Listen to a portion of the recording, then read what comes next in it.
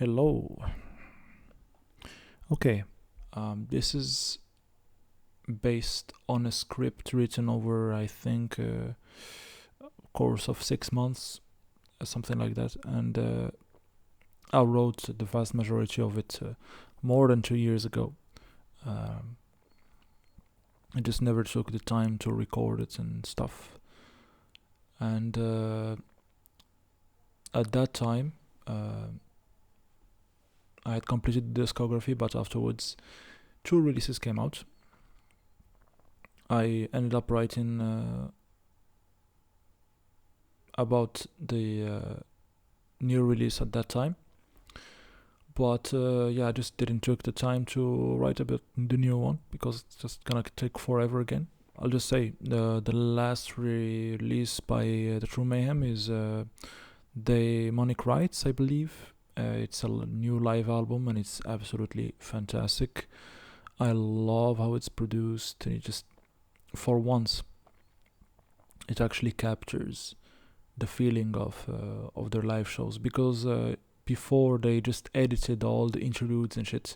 For example, in the Mysteriis dom Sathanas alive, they edited the interludes they play, and the vocal insanity Attila does between the songs sometimes and shit.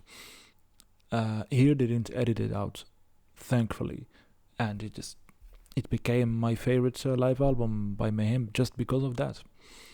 So yeah, we'll play a song from Daemonic Rites. See you on the other side.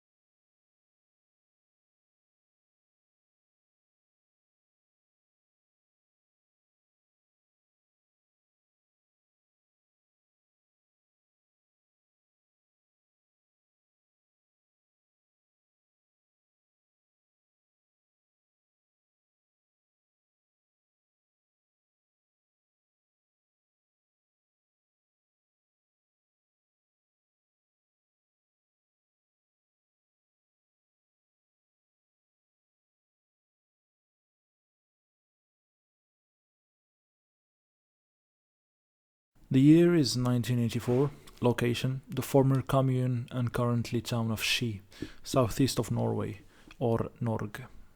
Destructive vision takes the form of music after a metal show, where Venom fans gathered, and three teenagers decide to form a band and push the boundaries of the most extreme punk and metal available at that time to another level.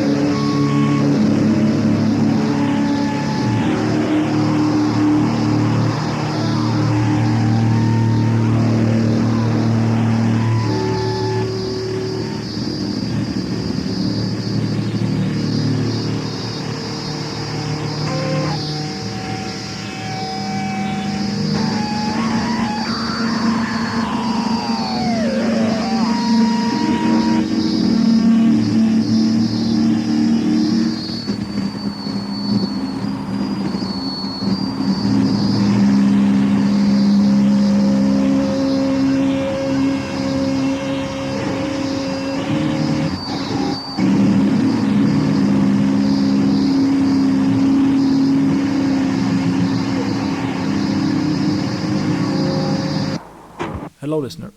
I'm your host, Artwood, and thank you for tuning in. I believe this is going to be a long show that I hope you enjoy.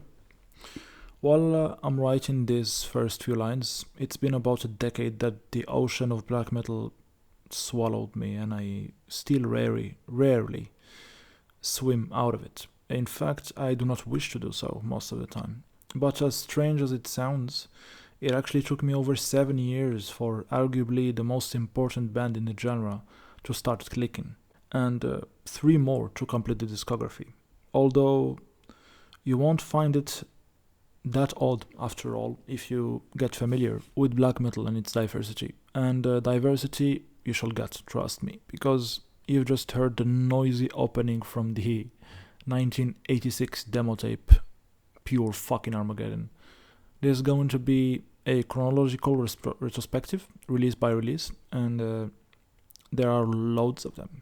Passing over the bootlegs, of course, by respect for the band, and a few official releases that add nothing to the table, like a VHS tape from '98, the compilations, and some, in my small opinion, irrelevant live albums. Once again, thank you for tuning in and joining me in this journey today. This is Mayhem, Chaos Incarnate.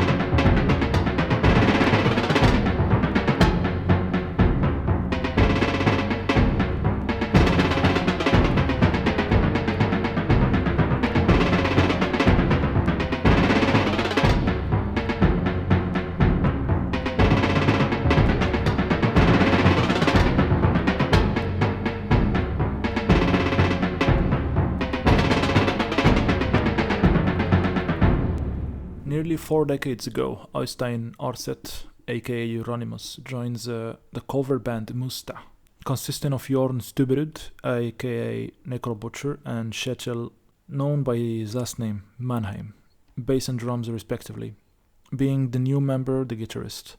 And shortly after, Musta becomes Mayhem, the world's most aptly named band. Some say, and I do not disagree. The next year, a black metal essential comes out, at least for the first wave, the Deathcrush EP, printed on vinyl via Poser Corpse Music, label created by the band, which afterwards will become Deathlike Silence Productions. But before that, 2 tapes were self-released. The live rehearsal of Deathcrush, which was called Death Rehearsal, which included 2 cover songs, Venom and Dead Kennedys, believe it or not, and the cassette version of the EP, which is the exact same recording as the EP, but the cassette version was considered a demo for some reason. Thrashy, sharp and aggressive, little bit of humor, and a pink cover instead of red, which was by mistake, but the band found it so awful that they kept it. Vocal duty is handled by Maniac and helped by Messiah, session members and friends of the band. And the song you've heard earlier is once again the opening track of that EP, composed by Konrad Schnitzler, ex-Tangerine Dream. Rest in peace. Some say he gave them a random song that was laying around in his archives, others that he actually wrote it for the band. What is certain is that Euronymous was a big Tangerine Dream fan, asked Konrad, and he received the now iconic intro Silvester Anfang, which the band uses until this day and at every single show, either at the beginning of the show or when they make a special set list for Deathcrush EP, they put it, they go out off stage and, play it in the background. Deathcrush marked the end of the first incarnation of the band, and man, shedding skin is a common feature in Mayhem. You'll see about that. Because Mannheim, the drummer, decided he achieved what he wanted in music and just quit the band.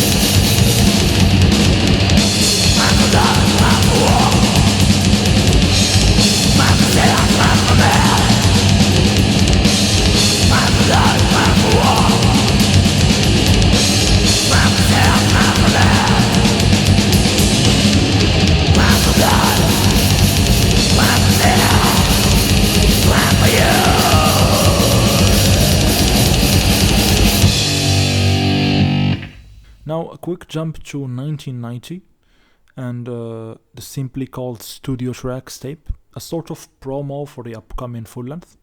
Long story short, Hellhammer joins the band as the new drummer, and he's still behind the kit to this day. And of course, yeah, I said of course, Per Olin, aka Dead, a Swedish guy, arguably the greatest traditional black metal vocalist ever. Unfortunately, this promo ended up being the sole studio recording with Dead, since he committed suicide 1 year later. Even though, as expected at this point, and given the DIY spirit of the true Mayhem, homemade copies of rehearsals and rare live shows did rotate in the underground. But we'll come to that in a minute. Without a vocalist, without bass player, because Necrobutcher fell out with the Euronymous and stepped back without officially quitting. The album is delayed, but at least there was live in Leipzig.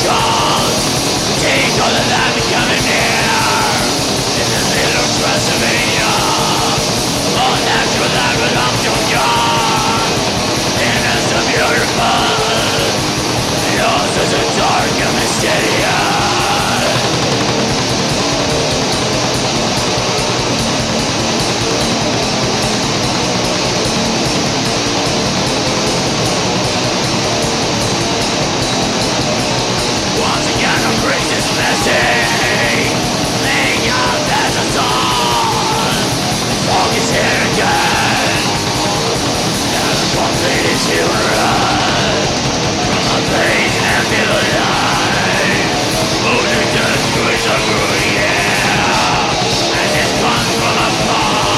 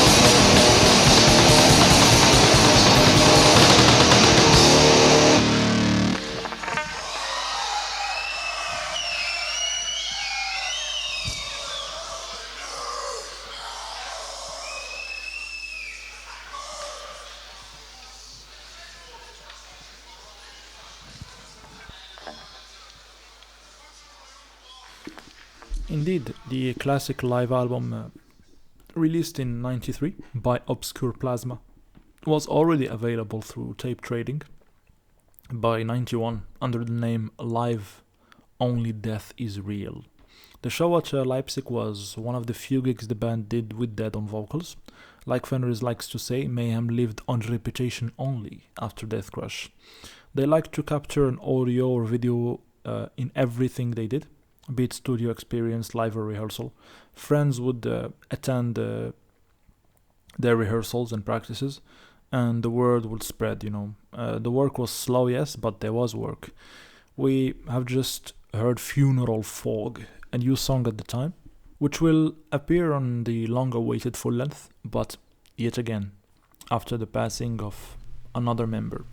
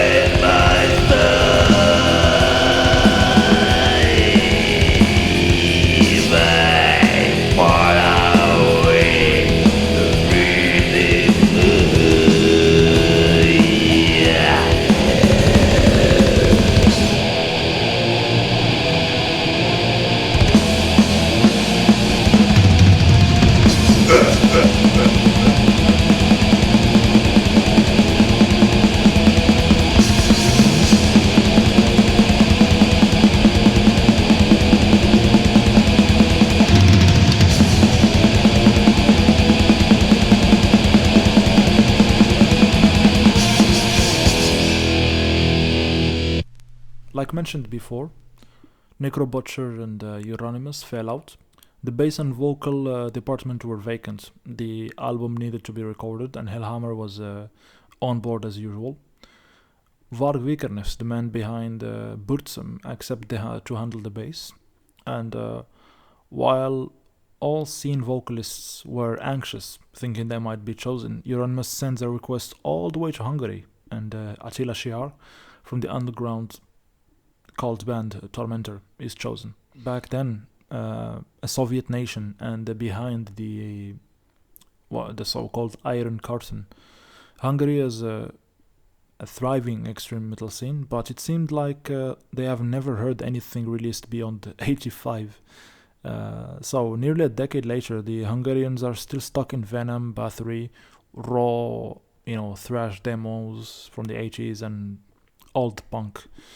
Attila is shocked, actually, falls in love with the rough mix Euronymous sent him, and accepts the invitation, flies to Bergen, and records his vocals with Python in Grieghallen. In solitude in the dark, some candles, stoned, and doing mudras. The end result is absolutely unique, groundbreaking, a really outstanding performance, dare I say religious even. Yeah. The job is done, Attila returns home, but like he said in one interview I saw, with the Mysteriis, they opened the portal and made enter something they couldn't handle. He keeps trying to contact Varg and Euronymous, but no answer. One is behind the bars, the other 6 feet under. Shortly after the completion of the record, the relationship that was deteriorating for a long time came to an end. After a fight, Vikernes stabs Oystein. Snorre from Thorns, who co-wrote some riffs on the album and influenced Oystein's riffing style, is stuck in the middle and unfortunately gets jail time too. Attila learns all this from the newspaper, enters a big depression, and excluding a few guest appearances, he basically quits music altogether.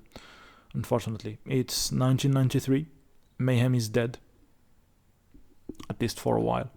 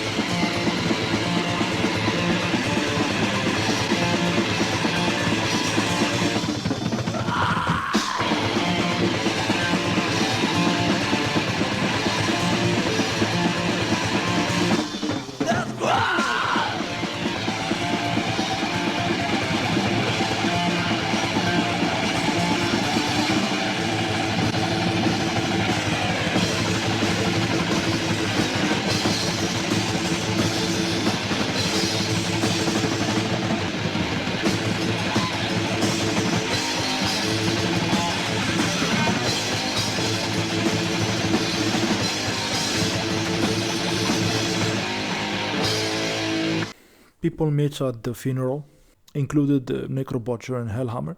They decide to try it out again and reform the band. But first things first, the Mysteriis Dum Sathanas is released under Deathlike Silence Productions, the band's label, but I believe it was legally owned by Euronymous, making it the last release of the company. It's complete madness. The scene is mourning and confused as hell. For the church burnings, grave desecrations, and more sweet actions, people are getting sentenced to jail time or sent to youth detention centers, being most of them actually barely adults.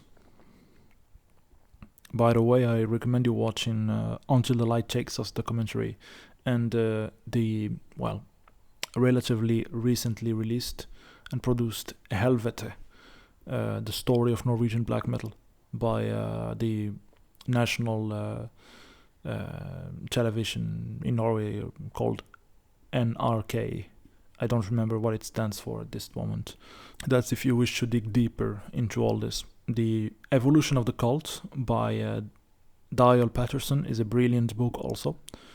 All the chaos and mayhem, pun intended, only fed the fire even more, making 93, 94 and 95 the best years of true Norwegian black metal.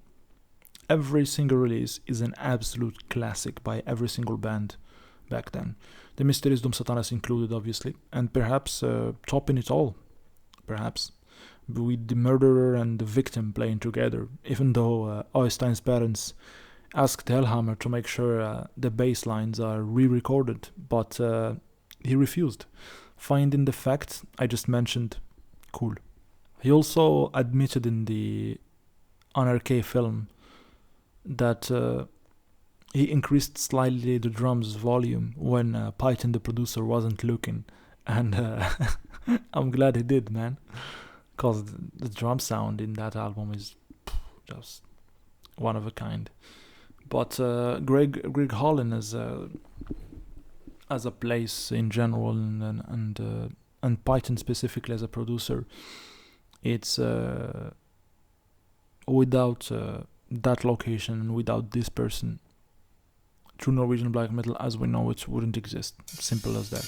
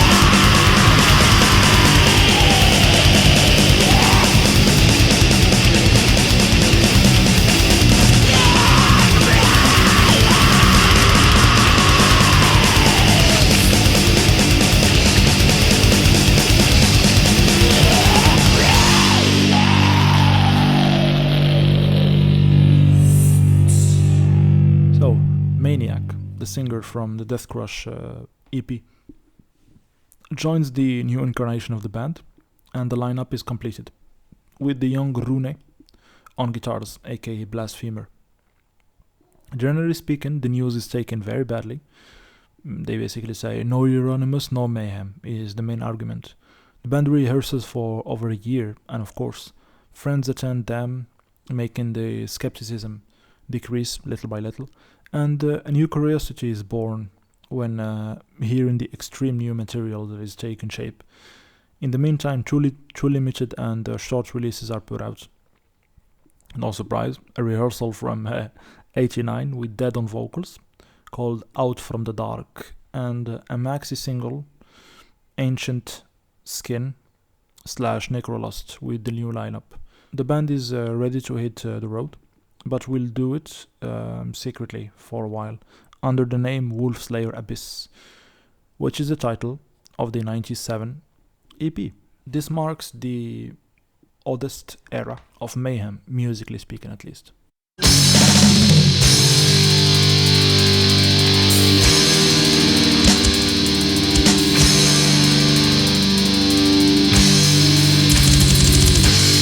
the stars in the north are dead now.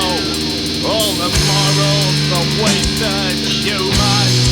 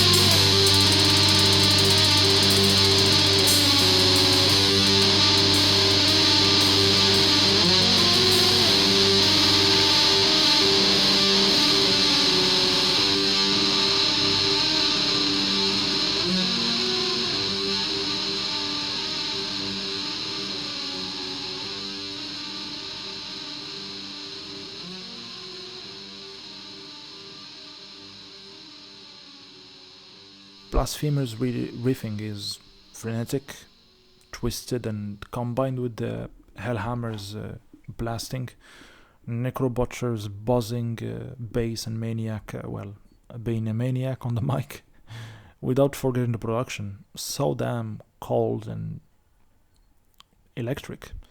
The end result is nearly industrial, at least sonically. Their live shows are no less brutal. Maniac continuing Dead's tradition of self-mutilating, big heads still present on stage, blah blah blah. Which brings me to the end of the century and Mediolanum Capta est. The next song I dedicate hereby to the Pope. Chainsaw Gutsfuck!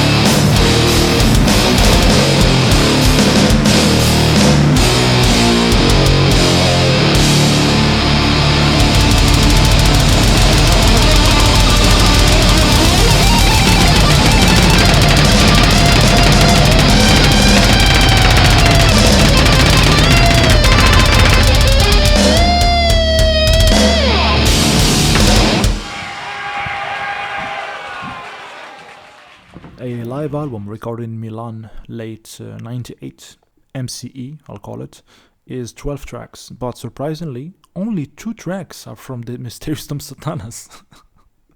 Even though they played a third, one that you can easily find on YouTube, namely Funeral Fog, featuring Attila himself, who was there recording vocals for the local band Aborim. So it just coincided, nice coincidence. The song was left out, and I'm guessing maybe for the poor quality of the recording, otherwise I don't see why.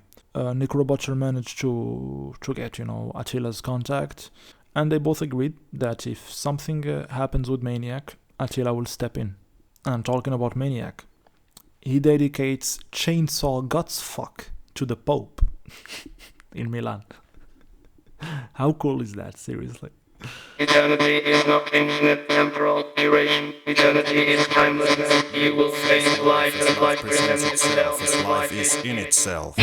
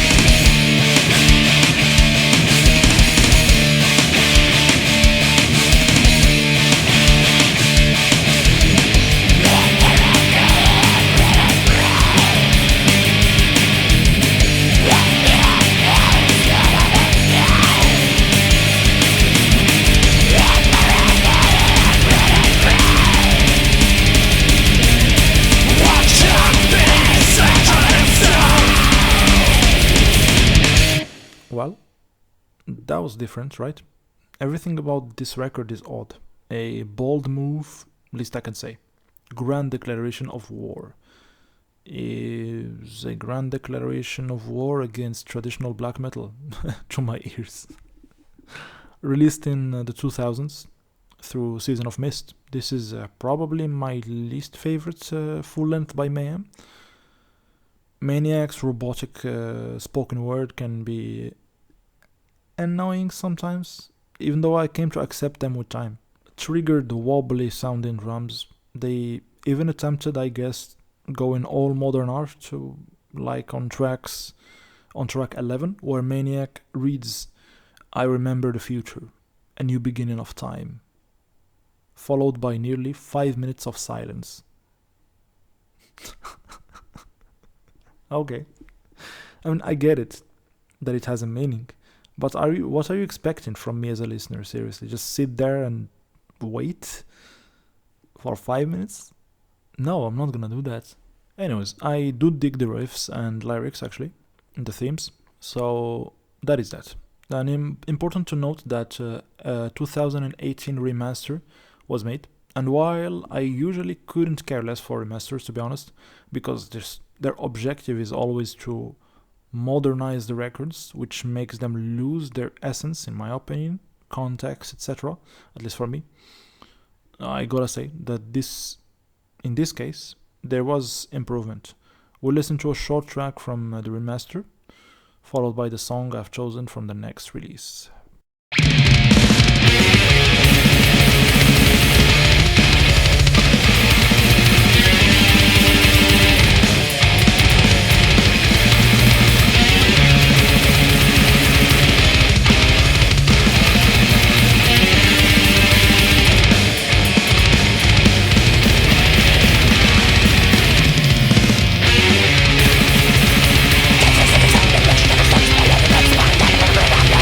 Let's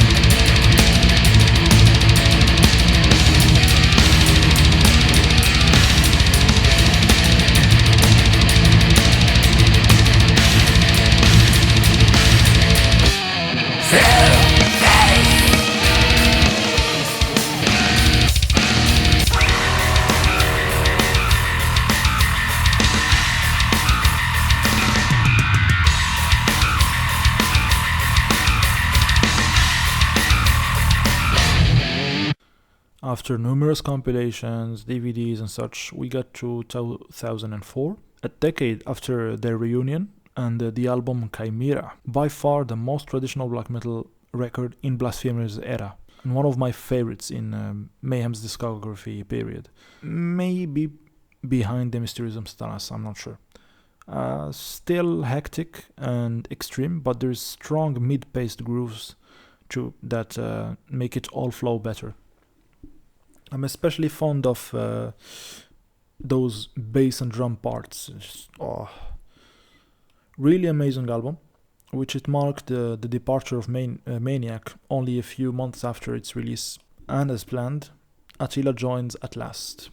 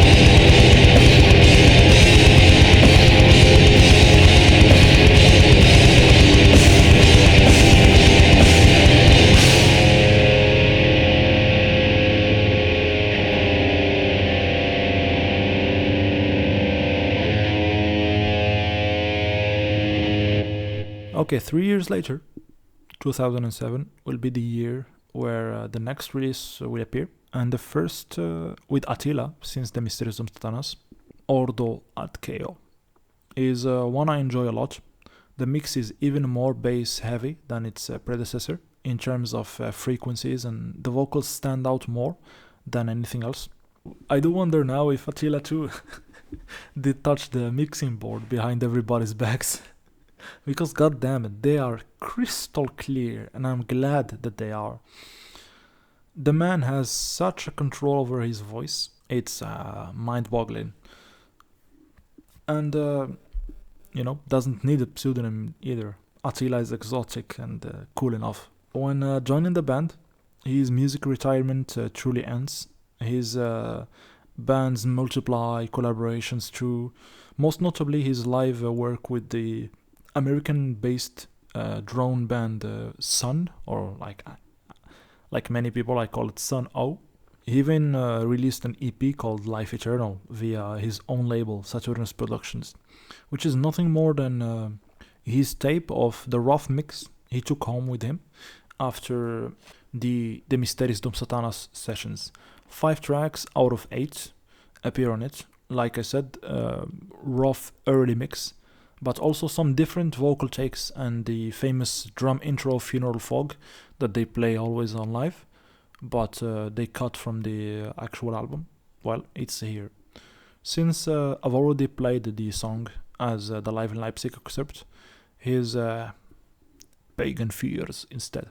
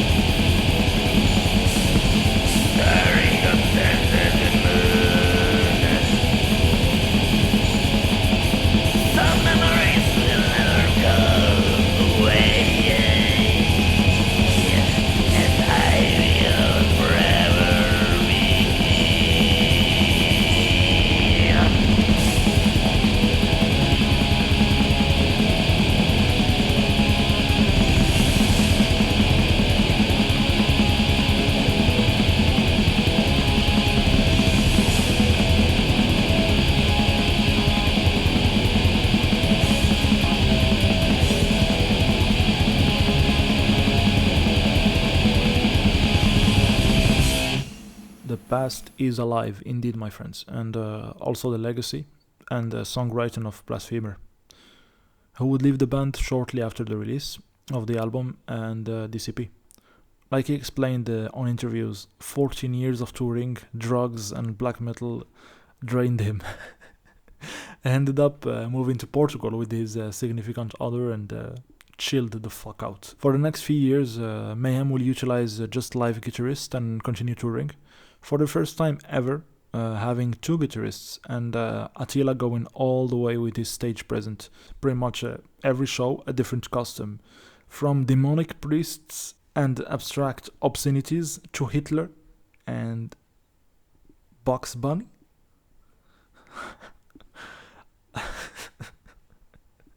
God damn it. Attila, what the hell, man? Until 2011 and 12, when Telok and Ghoul joined the band, retaining the 2 guitarist formula. And quick anecdote here,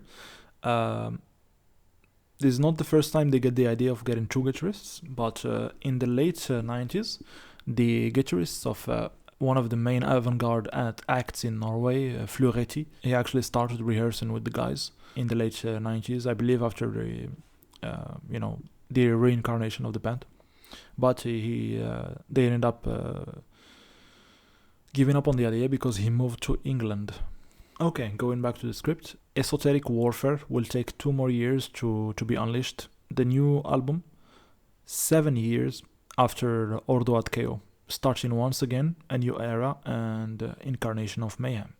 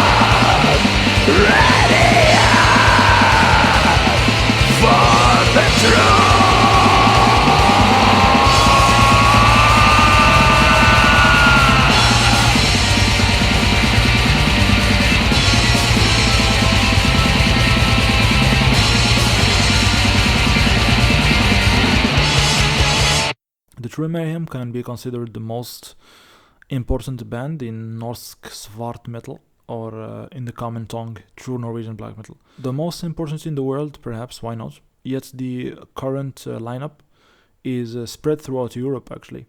Attila the Hungarian, Ghoul is English, Necrobutcher and Telok Norwegians, and apparently Hellhammer is half Moroccan. Pele was Swedish, dead. He was Swedish. And from what I understood, Øystein himself is Norwegian Lappish, or Sami. Pretty multicultural since the beginning. And as we can see, the past is alive again. Multicultural in the beginning, multicultural again now. And the song you've just heard is the B-side of the psywar single that preceded Esoteric Warfare. And this is The Watcher.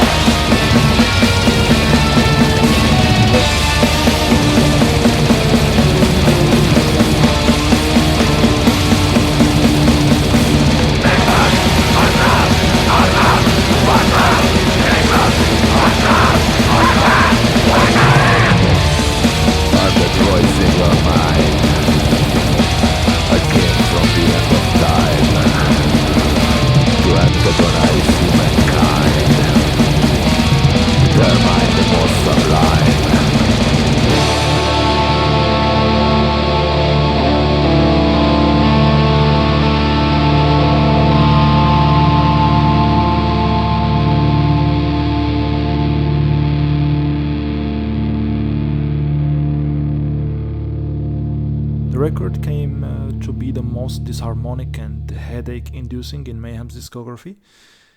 I believe the opening track, Watcher, sums up the experience pretty well. The experience you'll get through the other 40 minutes of the album. Telok's composition and riffing style is more dissonant than that of Blasphemer.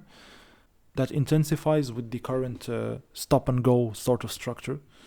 The muffled mix and very fast tempos, the war sound samples, plus everything is very loud. This leaves no empty space and becomes a very challenging listen, in a good way. It's a grower, definitely, but god damn it, this record sounds like hell. 2014 was also important in the band for another reason.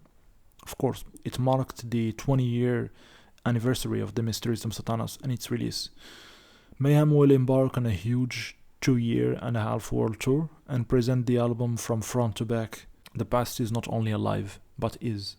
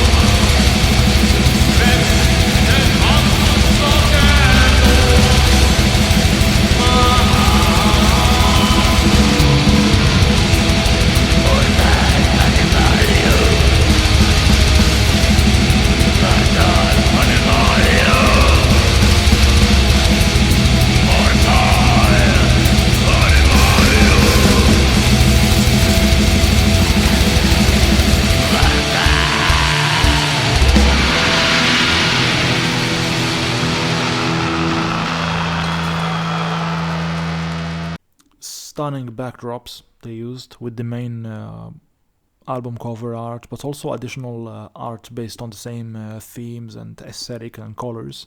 And of course, the Nidaros Domen. Beautiful lighting work and fog machines and what have you. Ambient interludes with whispering bells and eerie sounds, and Attila doing nonsense in vocals. And of course, every time they play Freezing Moon, you hear the iconic recording of Dead presenting Freezing Moon in the background. And then they start the song when it's cold, when it's dark, the freezing moon can obsess you. And at some point you can hear clearly sometimes, if you pay attention, Dead Euronymous enter right before the band starts playing. Man, it sends shivers down the spine. It's like he's like summoning the spirits of the ex-members to join them in the experience. It's truly spiritual, really, actually flirting with the religious. And yes, they've captured the set and released it as a live album, but sadly, like I said in the intro of this podcast, the interludes and what have you have been cut out. The Swedish band Marduk does it too with their live albums, and I just don't understand why. To me, the purpose of a live album is to showcase the live experience and bring it to my turntable at home or Bandcamp, Spotify, etc. So otherwise, it's bittersweet if you cut the actual live experience and if you leave just the songs there. This is why I truly love the only, well, there's a DVD, but as an audio live album, there is only one by Primordial, the Irish band, called Gods to the Godless. But I digress. When it comes to the Mysteriis dum Sathanas Alive, I highly recommend checking the video recordings on YouTube, actually. The band entered writing mode immediately after touring the classic record, and took about around 2 years to complete it. The end result was Daemon, released in the fall of 2019. This time around, the process was slow and a group effort. They would ruminate at ideas separately and meet in Oslo to jam it out, only to find out it's not that good and restart from scratch. Since they let the music express itself immediately after playing the Mysteriis hundreds of times, literally, it's not a surprise that Daemon came out more traditional. Don't get me wrong, it's not just the Mysteriis dum Sathanas Volume 2, but the feeling is definitely there, and I love it. Nothing more to say.